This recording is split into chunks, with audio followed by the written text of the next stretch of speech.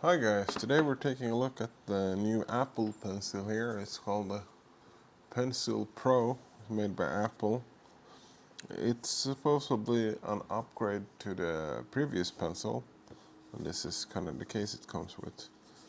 So it attaches to your iPad, depending on what kind of iPad you have, and then it works as a magnet, sort of.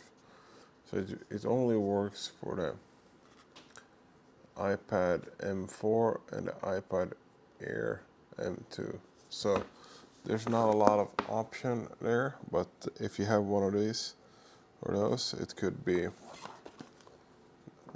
a great investment. Let's open it up and see what we got here.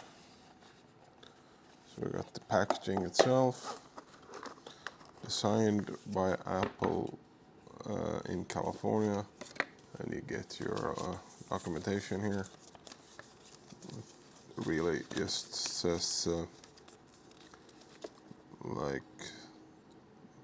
Bluetooth, battery, medical and cleaning, ergonomics. It's nothing that's particularly interesting. And here's the pencil itself.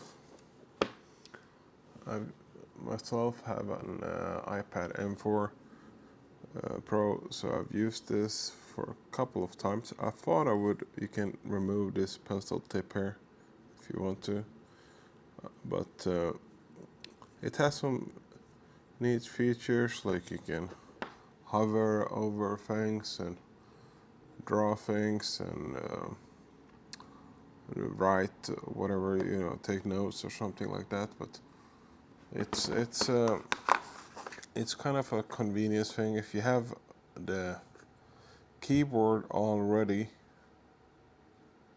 the keyboard is so good on an iPad Pro that you kind of don't need an pencil. I mean, you often it feels like you're using a MacBook when you're using your keyboard, but it's convenient to have a pencil. You can use it for whenever you don't want to use your fingers on the screen, or if you want to draw something or something similar. But if you don't draw a lot, or if you don't take notes with your hand, if you like typing better, then you probably could be good without it. I mean, it's like 120, $110, so it's pretty expensive. I mean, it's not outrageously expensive, but for what it is, a pencil, it's kind of expensive, I think. But if you're getting any use of it, it's well worth the money. But if you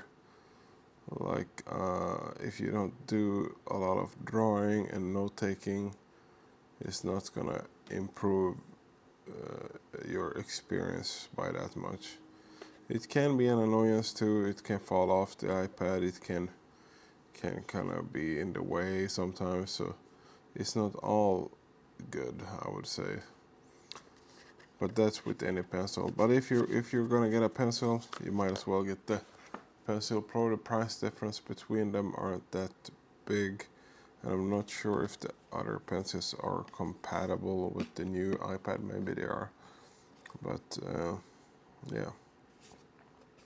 So it's a nice pencil but for the price and for its the use take, I would probably I would probably think about, maybe if you're not in the market for drawings, or if you're not like very used to drawing, or if you're in like if you don't go to school, or if you're just wanted to like scroll around on the web, it's not gonna be an improvement to like typing a website in, or like if you want to do www, it's gonna be a lot faster on the keyboard than writing it by hand.